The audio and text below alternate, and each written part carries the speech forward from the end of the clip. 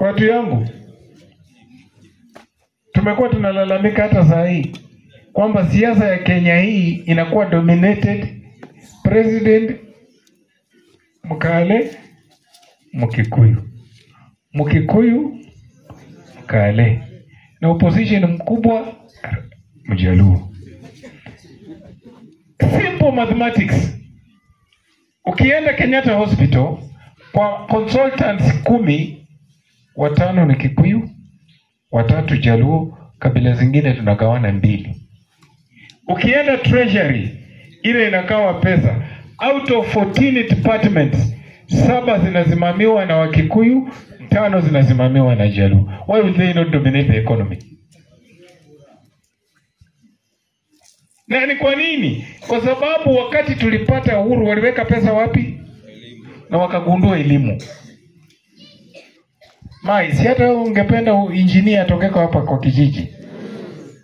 Ochego rifare onyole madaktari ita. Ndio sababu nikaanzisha scholarship ya watoto ambao hawawezi kujiweza, wana uwezo wa kusoma na wazazi hawawezi. Watoto mayatima. Zaidi ya watoto 1,300 wanasomeshwa free mpaka wamalize form 4. Hapa kwenyu karibu niko na mtoto Esther Kasande yako form 2 Bishop Jenga. Nilianza kulipa last year. Gladys Mboga pia yako kwa hiyo darasa. Nao ni wanaenda engineering kwa sababu ni A students.